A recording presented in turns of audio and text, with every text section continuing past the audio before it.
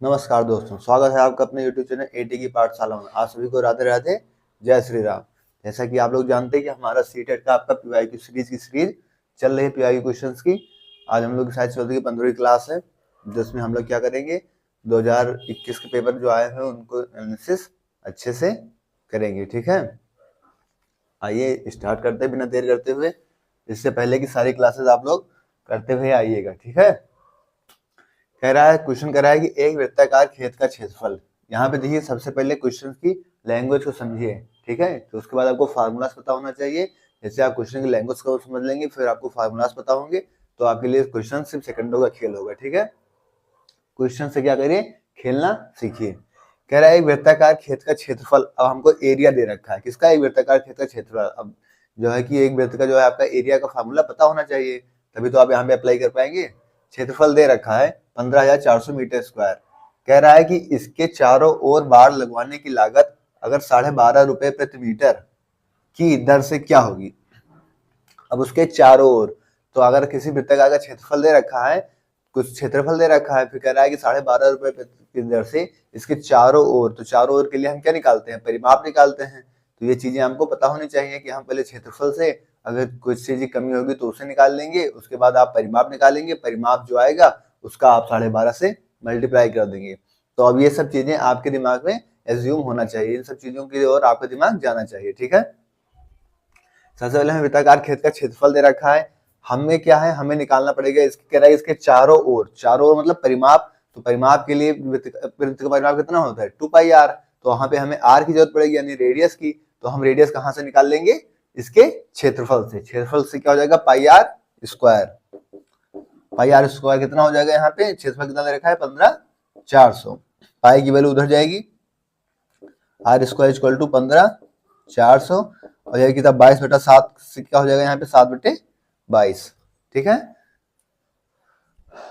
11 से काट दी, 11 दूनी 22, 11 के नम 11, 11 चौक 44, 1400, यहाँ से 2 से जाएगा 700, और 7 7 4900, 4900 कितना आ जाएगा, यहाँ से आर की वैल्यू कितनी आ जाएगी, 70 सेंटीमीटर।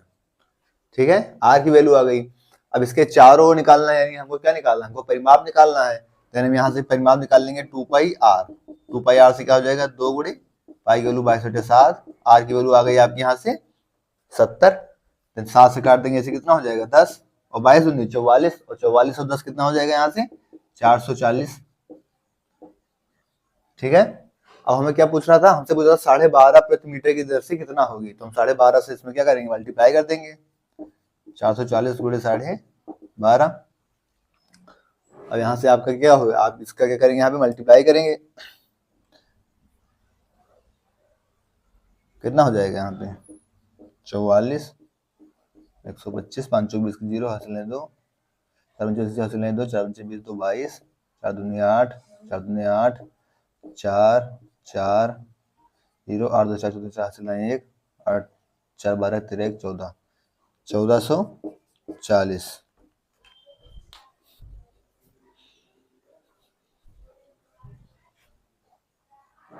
तीन आ जाएगी, 5 चौक 20, 20, ये आ जाएगी आपकी 5500, 15 आ जाएगी, 5500 आ जाएगी। ठीक है,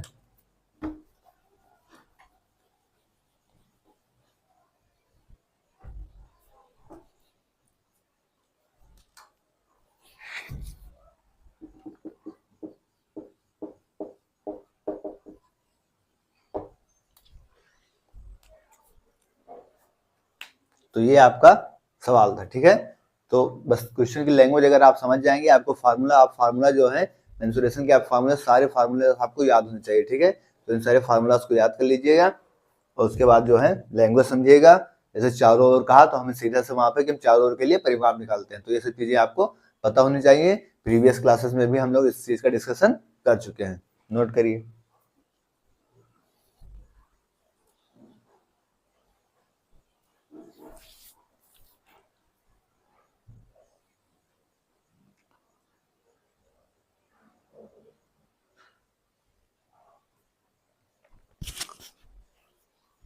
कह रहा है रुपए x की एक धनराशि 10% वार्षिक चक्रवृद्धि ब्याज की दर से 2.5 वर्ष में जो है 18,422.25 हो जाती है, जबकि ब्याज वार्षिक संयोजित हो जाता है, तो x का मान क्या है? अब इसका फार्मूला होता है amount equal to P1 + R/100 की पावर t। ठीक है, ये फार्मूला अगर आपको याद है तो आप उस फार्मूले को यहाँ पे अप्लाई कर देंगे और आपका आंसर आ जाएगा। यहाँ पे कह रहा है 2.5 साल में, तो 2.5 वर्ष के लिए हम निकाल लेंगे। फार्मूला आपका क्या हो जाएगा? A = P1 + R/100। 2 साल के लिए हो जाएगा। और कितना निकालना है आपको? आधा साल के लिए निकालना है, तो आधा साल के लिए आपका ये हो जाएगा। ठीक है, अब यहाँ पे आपको अमाउंट दे रखा है कितना? 18,422.25 हो जाती है। 18,422.25। प्रिंसिपल आपकी वैल्यू कितनी है? x। कह रहा x एक धनराशि है, तो प्रिंसिपल कितना है? x है। 1 + r की वैल्यू कितनी दे रखी है? ब्याज कितना दे रखा है? 10%। रेट है वो 10% बटे 2। 1 + 10/100 गुणे 1/2। यहाँ से कट जाएगा ये 10,100, यहाँ भी 10,100, 1 0 कट जाएगी यहाँ से। ये तो ऐसे रहेगा यहाँ पे 18,422.25 = x। ये कितना हो जाएगा? 10 से 11/10 का स्क्वायर। और ये कितना हो जाएगा? यहाँ से कितना हो जाएगा? 1/20 यानी 21/20। अब आप क्या करेंगे? इनको ओपन करेंगे पूरा। 18,422.25 = x क्रॉस 11/10 गुणे 11/10 गुणे 21/20 और गुणे कितना? 21/20। ठीक है, अब इसका यहाँ पे मल्टीप्लाई हो जाएगा और ये क्या आ जाएगा? नीचे। यहाँ से x की वैल्यू कितनी आ जाएगी आपकी? x की वैल्यू हो जाएगी आपकी 18,422.25 गुणे, यहाँ से कितना हो जाएगा आपका? इसकी पावर एक ही है ना, ये तो 21/20 है। ये कितना हो जाएगा आपका? 20 का जिसमें होगा 200, 200 से कितना हो जाएगा? 2000 गुणे में कितना हो जाएगा? ये 2000 बटे में 11 11 121 गुणे 121, 121 गुणे 21, 11 करेंगे हम 121 और गुणे 21। यहाँ पे देखिए, अगर इसका मल्टीप्लाई करेंगे इसमें तो कितना हो जाएगा? यहाँ पे 2 पंचे 10 की 0, हासिल नहीं 1, 2 2 4 1 5, 2 2 9 4, 2 2 9 4, 2 चौक 8, 2 16 हासिल नहीं 1, 2 9 2 1 3। ठीक है, उसके बाद यहाँ की भी रहेगी आपकी 3 0। इसकी मल्टीप्लाई नहीं क्योंकि हमें यहाँ पे क्या करना है? इसको कट करना है। ठीक है, और यहाँ पे 2 संख्या बाद 0 थी, तो 2 संख्या बाद आपकी 0 लग जाएगी। ठीक है,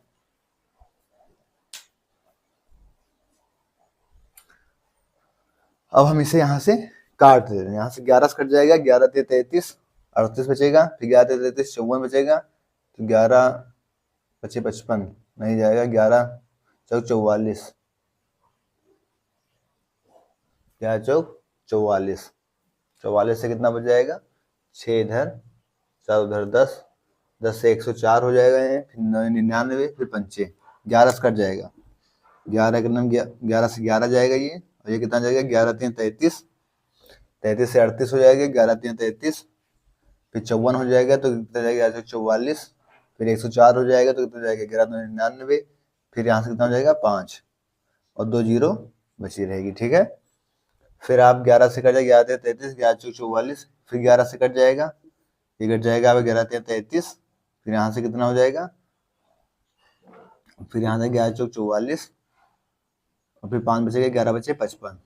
ठीक है, अब आप 21 से देखिए, 7 से कट जाएगा ये, 7 चौक 28, 7 चौक 28, 24, 7 21, 45, 7 6 42, 30, 7 चौक 28, 21 से डायरेक्ट काट देंगे यहाँ पे इसको, यानी आपका कितना बार चला जाएगा? 21 से करना 21, 21 से करना 21 हो जाएगा, फिर 21 चौक 84, 21 पंचे 105, यानी 14,500 आ जाएगी आपकी x की वैल्यू। तो ये आपका कितना आ जाएगा? अमाउंट। ठीक है, तो ये आपका किसका था? कंपाउंड इंटरेस्ट का क्वेश्चन था। ठीक है, नोट कर लीजिए।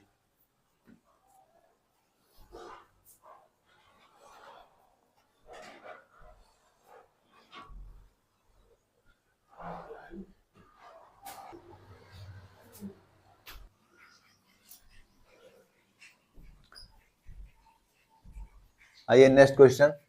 कह रहा है आधार त्रिज्या 35 सेंटीमीटर वाले एक लंबवृत्तीय बेलन का वक्र पृष्ठीय क्षेत्रफल 2640 सेंटीमीटर स्क्वायर है, तो इस बेलन का आयतन देखा। सीधा सिंपल से आपको त्रिज्या दे रखी है, वक्र पृष्ठीय बेलन क्षेत्रफल दे रखा है 2640, आपको आयतन बताना है। अब अगर आपको फार्मूला पता है इसका तो आपके लिए सवाल कैसा है, सेकंड का सवाल है, नहीं तो बस वहां पे एक दूसरे का मुंह देखिए। वक्र पृष्ठीय क्षेत्रफल का फार्मूला क्या होता है, 2 पाई आर एच। कितना दे रखा है आपको 2640। हमको क्या निकालना है, बेलन का आयतन। बेलन का आयतन क्या होता है, पाई आर स्क्वायर एच। पाई आपको पता है, आर आपको पता है, एच आपको निकालना है। एच कहां से निकलेगा, यहां से। तो 2 गुणे 22/7, आर कितना दे रखा है यहाँ पे 35 गुणे एच गुणे 2640, 7 बचे 35। ठीक है, 22 से चला जाएगा सीधा ये 2640, 22 से 22 44, यहाँ पे 22 दूना 44, 120। ठीक है, और 5 दूनी 10, 10 से जाएगा ये कितनी बार 12 बार। एच की वैल्यू कितनी आ गई यहाँ से 12 सेंटीमीटर। तो फार्मूला पता होना चाहिए। बेलन का आयतन क्या होता है, पाई आर स्क्वायर एच। पाई की वैल्यू कितनी 22/7, आर की वैल्यू कितनी दे रखी है यहाँ पे 35 का स्क्वायर, और गुणे एच की वैल्यू कितनी आई है 12। 22/7 गुणे 35 गुणे 35 गुणे 12, 7 बचे 35, 22 पंचे 110, 110 गुणे 12 पंचे 60, 0 हासिल 6, 12 3 36 और 6 42, 11 जम 0, 11 दूना 22 के 2, 11 जम 0, 11 दूना 22 के 2 हासिल 2, 11 44 2 46, यानी 46 200 आपको क्या आ जाएगा आंसर। ठीक है, तो फार्मूलाज आपको क्या होने चाहिए, पता होने चाहिए। ठीक है, आयतन निकाले हैं ना हम लोग सेंटीमीटर क्यूब। तो अगर फार्मूलाज होते हैं तो आपके लिए तो सवाल कितने हैं, मुश्किल से 1 सेकंड का सवाल है। ठीक है, नोट कर लीजिए। फार्मूला सभी लोग याद कर लीजिएगा, नहीं तो वहां पे आपको बहुत दिक्कत होगी।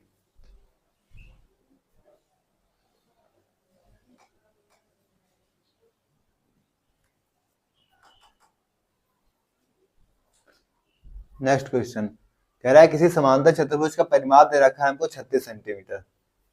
समांतर चतुर्भुज का परिमाप कितना दे रखा है 36 सेंटीमीटर, तथा उसकी 2 आसन भुजाओं के बीच का अनुपात, यानी 2 साइड के उसके जो है उसका रेशियो दे रखा है हमको 2:1।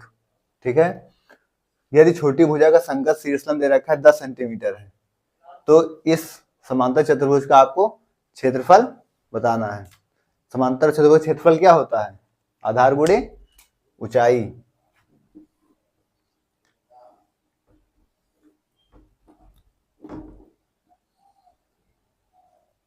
मान लो आप ए बी सी डी कोई आपका समांतर चतुर्भुज है और ये इस पर हाइट है इसकी शीर्षलंब। ठीक है, शीर्षलंब आपको कितना दे रखा है 10 सेंटीमीटर। इस भुजा को आप मान लो ए, इस भुजा को हमने क्या मान लिया बी। ये आपकी x है, कौन से रेशियो दे रखा है 2:1 में दे रखा है, ये कितना होगा यहाँ पे 2x। अब हम कहां से यहां से क्या निकाल देंगे उसका परिमाप।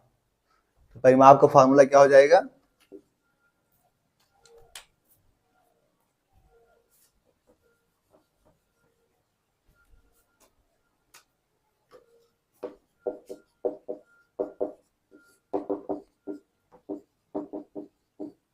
परिमाप कितना दे रखा है 36,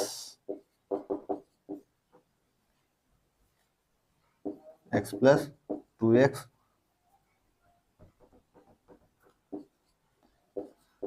छत्तीस कितना हो जाएगा 3x, 3 से हो जाएगा 6x। हाँ, x की वैल्यू कितनी आ जाएगी, x की वैल्यू आ गई 6। तो आपकी भुजा कितनी हो जाएगी, जो भुजा है वो कितनी हो जाएगी यहाँ पे साइड, एक कितनी हो जाएगी 6 और बी कितनी हो जाएगी यहाँ से 12। अब हमें क्या निकालना है, इसका निकालना समांतर चतुर्भुज का क्षेत्रफल।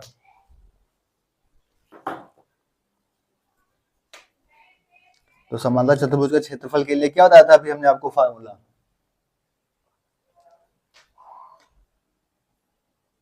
आधार गुणे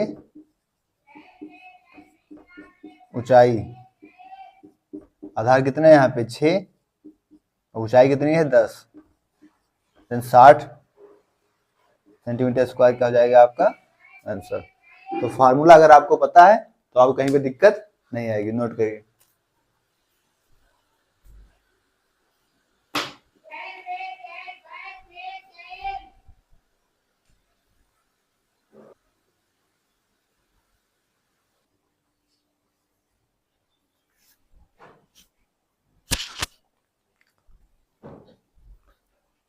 अब आइए इस क्वेश्चन में देखिए, हमें दो त्रिभुज दे रखा है ए बी सी और डी एफ। इसमें कह रहा है ए बी बराबर डी के है, ए सी बराबर ई एफ के है और बी सी बराबर एफ डी के है। तो आपको चार ऑप्शन दे रखे हैं, पहला दूसरा तीसरा चौथा। चारों ऑप्शन में से आपको बताना है कि कौन सा सही है। तो इसमें पहले आप लोग खुद से सोचिए एक बार, उसके बाद मैं इसे बताता हूँ। एक बार खुद से सोचिए, देखिए कुछ सोच पाते हैं इसमें।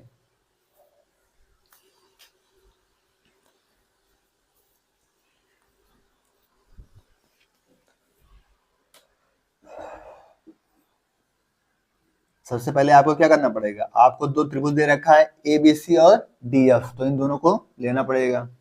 ये आपके सोचने और समझने का सवाल है। इस सवाल को आप रट के नहीं कर पाएंगे, इतना याद रखिएगा। हर शिफ्ट में आपके जो है ये क्वेश्चन आता है और इस सवाल को आप रट के नहीं कर पाएंगे, इसको याद रखिएगा। ए बी सी और डी ई एफ। इसमें कह क्या रखा है, इसमें कहा है कि ए बी बराबर है किसके, डीई के। यानी ए बी आपका किसके बराबर हो गया, डीई के बराबर हो गया। ए सी बराबर हो गया ई एफ के। ए सी जो है आपका ये किसके बराबर है, ई एफ के। और बी सी बराबर है एफ डी के। बी सी बराबर हो गया आपका किसके, एफ डी के। ये तीनों क्या हो गए, बराबर है। ठीक है, अब हम देखते हैं कि कौन सा ऑप्शन इस चीज को सेटिस्फाई करता है। पहला ऑप्शन देख रहे हैं, त्रिभुज D E F. D E F मैंने पहला दूसरा तीसरा जा रहा है, तो आपको यहाँ पे पहला दूसरा और तीसरा जाना चाहिए। ठीक, यानी बी ए सी पहला जाएगा, दूसरा जाएगा, तीसरा जाएगा। जैसे पहला दूसरा तीसरा डी ई एफ गया, तो ऐसे पहला दूसरा तीसरा बी ए सी जाना चाहिए। तो यहाँ पे क्या जा रहा है, बी ए सी। ठीक है, एक त्रिभुज और डी ई एफ और बी ए सी देखना है। एक फिर से देखेंगे, डी ई एफ और बी ए सी और बी ए सी, मतलब आपका जो है पहला वाला ऑप्शन क्या है यहाँ पे पूरी तरीके से सेटिस्फाई कर रहा है। ठीक है, तो क्या हो जाएगा आपका पहला वाला आंसर ही ऑप्शन क्या हो जाएगा, आंसर हो जाएगा। ठीक है,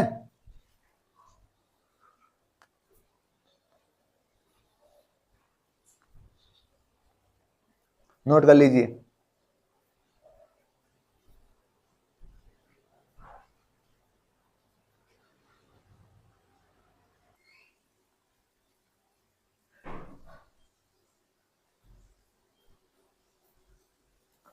कह रहा है किसी चतुर्भुज ए बी सी डी में, सबसे पहले आप क्या देखेंगे यहाँ पे, क्या आपको कोई चतुर्भुज लेना है A B C D.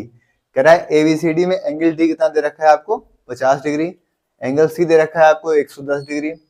Angle A और एंगल बी के समद्विभाजक बिंदु पी पर मिलते हैं। यानी एंगल और एंगल बी का जो एंगल बाइसेक्टर है वो कौन से पॉइंट पे जाके मिलता है, पॉइंट पी पे जाके मिलता है।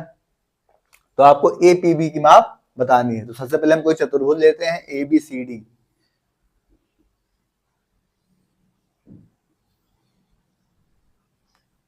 ये हमारा क्या हो गया, एक चतुर्भुज हो गया ए बी सी डी। ठीक है, यहाँ पे इसका एक, यहाँ पे इसके क्या हो गए, एंगल्स हो गए। ठीक है, कह रहा है ए और बी, एंगल ए और एंगल बी के समद्विभाजक बिंदु पी पर मिलते हैं। यानी यहां से जो इनका एंगल बाइसेक्टर होगा और इनका जो एंगल बाइसेक्टर होगा, एंगल ए और एंगल बी का, ये कहां पे मिलेंगे, यहाँ पे पॉइंट पी पर मिलते हैं। ठीक है, पॉइंट पी पे मिलते हैं।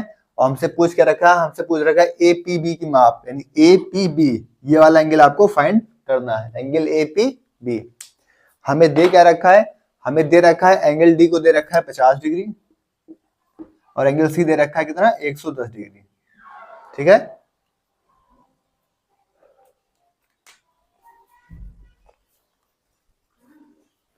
अब अगर आप यहां पे देखेंगे, इसको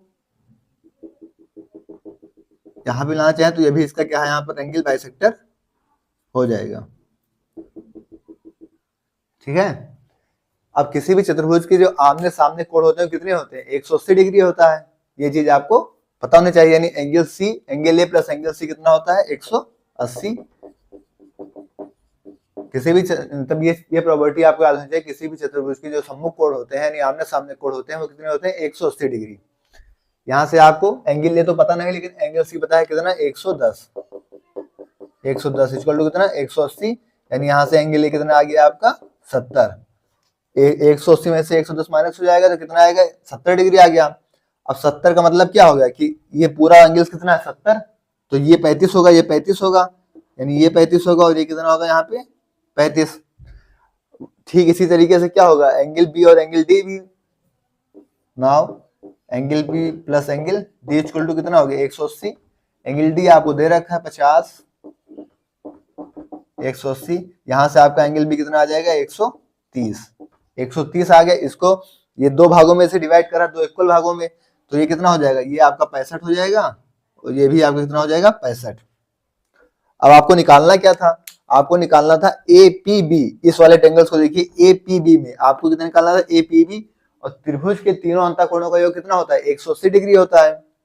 ये आपका 35 है, ये 65 है, तो ये वाला कितना हो जाएगा, 35 और 65, 70 है, 100 हो गया, तो ये वाला आपका कितना हो जाएगा, यहाँ पे 180 में से 100 माइनस कर देंगे तो कितना आ जाएगा, ये आपका कितना आ जाएगा, 80 डिग्री।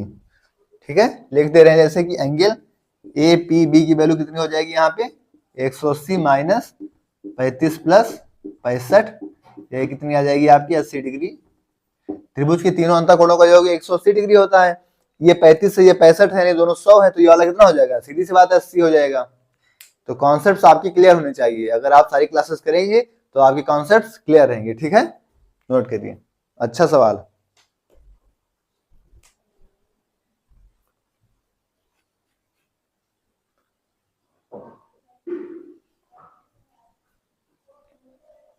कह रहा है त्रिभुज पी क्यू आर में भुजा क्यू आर को एस तक बढ़ाया गया है, आर टी को क्यू पी के समांतर खींचा जाता है। यदि एंगल पी आर टी दे रखा है अगर 68 डिग्री और पी क्यू आर दे रखा है आपको 35 डिग्री, तो कोणों क्यू आर पी और टी आर एस के बीच का क्या अंतर है, ये आपका अच्छा सवाल है।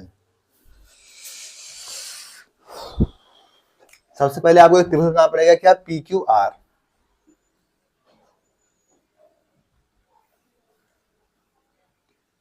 क्या हो गया, पी क्यू आर।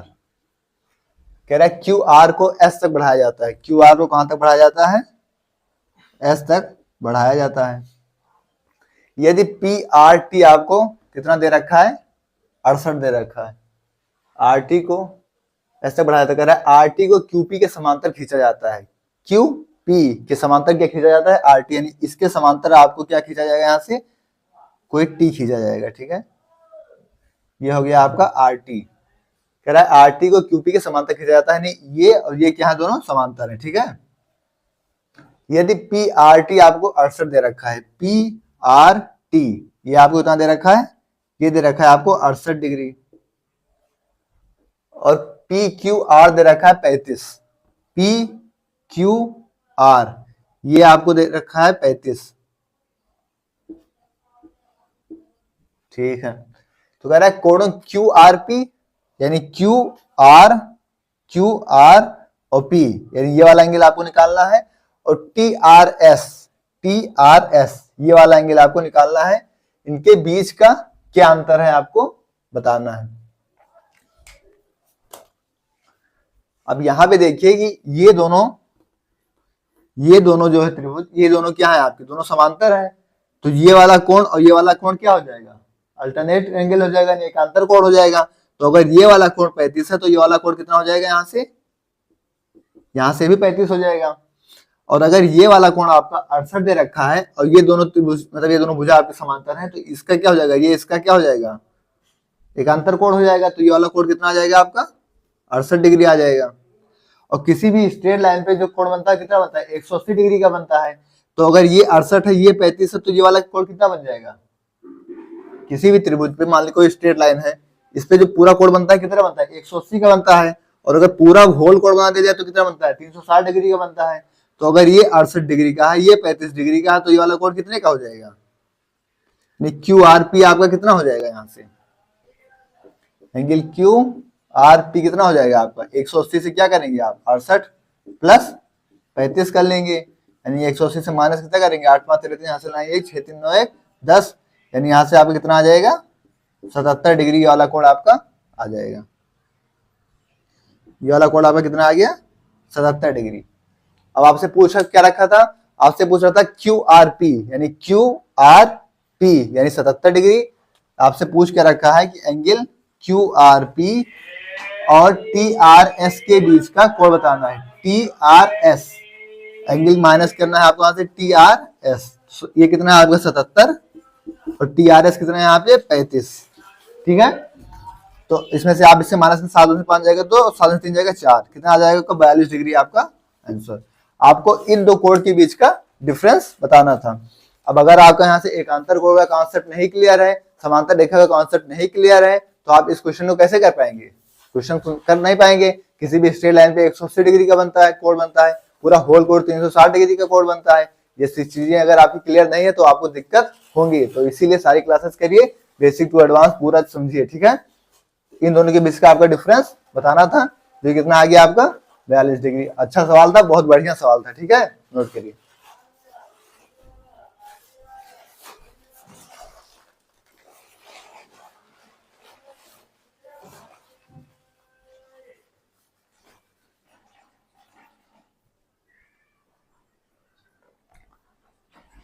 कह रहा है किसी समबाहुभुज के सभी अंतःकोणों का योग 1080 डिग्री आपको दे रखा है, तो प्रत्येक बाह्यकोण बताना है। जाहिर सी बात है कि प्रत्येक कोण मतलब आप होल कोण देखेंगे, पूरा कोण तो कितना होता है? 360 डिग्री। तो अगर आपके एन की वैल्यू यहाँ से पता चल जाएगी, तो आप उससे क्या करेंगे? वहां से डिवाइड कर देंगे, तो प्रत्येक कोण आपका आ जाएगा। तो आपको यहाँ पे निकालना क्या? किसी समबाहुभुज के सभी अंतःकोणों का योग आपको कितना दे रखा है? 1080। तो इसकी भुजा का कॉन्सेप्ट क्या होता है? यहाँ पे n-2 क्रॉस में 180, और कितना दे रखा है आपको? योग पूरा 1080।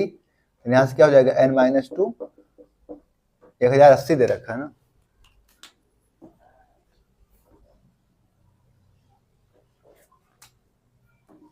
एक 1080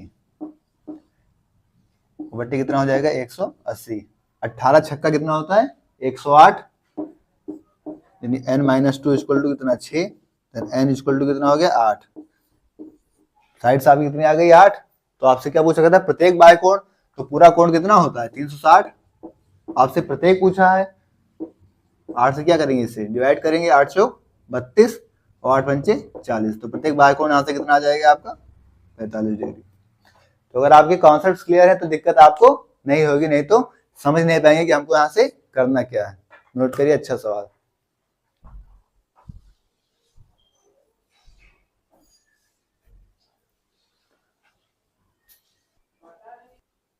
गलत, चुप रहो। कह रहा है यदि x, y और z आंकड़ा दे रखा है आपको 7 9 19 11 10 8 7 5 7 6 9 और 10 के क्रमशः आपको माध्य, बहुलक तथा माध्यक बताने हैं, यानी x plus Y minus Z, यानी आपको माध्य, बहुलक और माध्यक x y z दे रखे हैं। इनकी वैल्यू निकाल के आपको x plus Y minus Z का मान बताना है।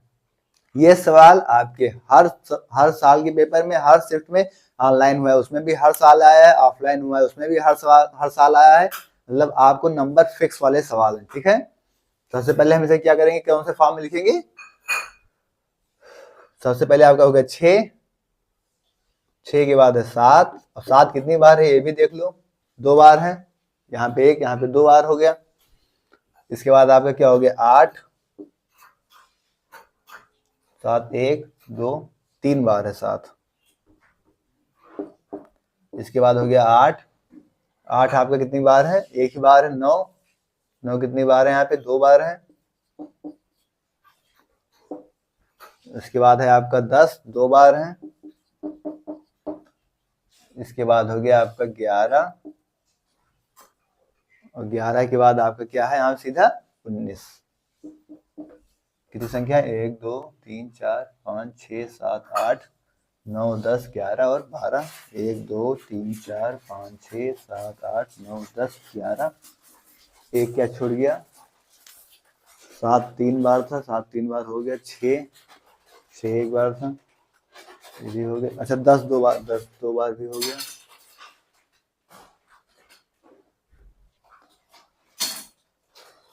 6 7 8 कितनी बार है, 8 है आपका, एक बार। 9 कितनी बार है, 9 एक हो गया। अच्छा 5 भी है आपका, 5, ठीक है। आपके पास 12 संख्या थी, 12 संख्या हमने अवरोही फॉर्म में लिख लिया। सबसे पहले आपको निकालना है माध्य यानी x की वैल्यू आपको फाइंड करनी है। तो x की वैल्यू क्या हो जाएगी, यहां से इन सभी का योग बटा पदों की संख्या। तो कितना, 6 5 11, 11 7 18, 18 7 25, 25 7 32, 32 8 40 और 40 9 9 18 58, 58 10 68, 68 10 78, 78 में 20 जोड़ दें कितना हो जाएगा, 78 में 20 जोड़ दें 98 और 98 से 10 कितना हो जाएगा, 108। तो टोटल सबको जोड़े कितना हो गया, 108 और संख्या कितनी थी, 12, 12 9 108, कितनी आ गई आपकी x की वैल्यू कितनी आ गई, 9। फिर आपको निकालना है क्या है, बहुलक। बहुलक यहां से कितना आ जाएगा इसका, बहुलक यानी y की वैल्यू आपकी कितनी आ गई, यहाँ पे सबसे ज्यादा बार क्या है 7, तो बहुलक क्या हो गया 7। अब आपसे यहाँ के निकालना है माध्यक।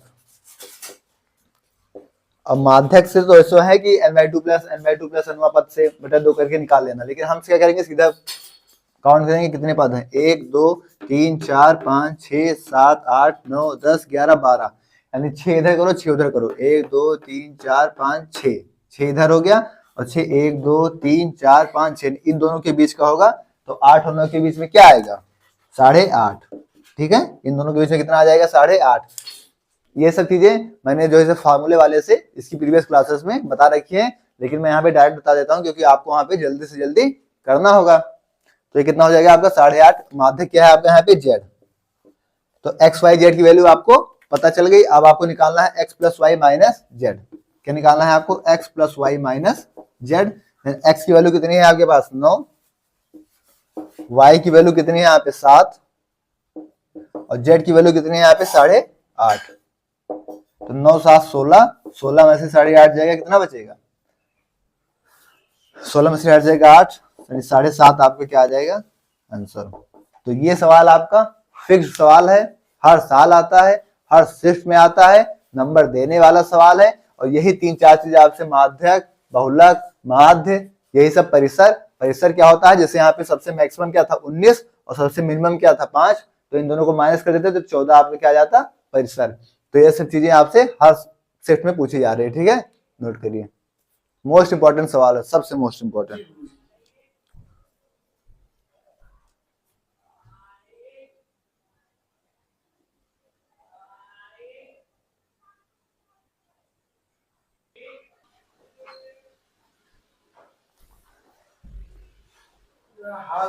तो दोस्तों आज की क्लास को हम लोग यहीं तक रखेंगे। आज का शिफ्ट आपका क्लियर हो गया है। जो इस वाले शिफ्ट का हम लोगों ने पेपर का एनालिसिस किया था, अब हम जो है कल नेक्स्ट क्लास करेंगे, उसमें जो है नेक्स्ट पेपर को लेंगे। क्लास आपको कैसी लगी कमेंट बॉक्स में जरूर बताइएगा, ओके। और अपने यार दोस्त के साथ शेयर कर दीजिएगा, ठीक है, ओके। थैंक्स, जय श्री राम।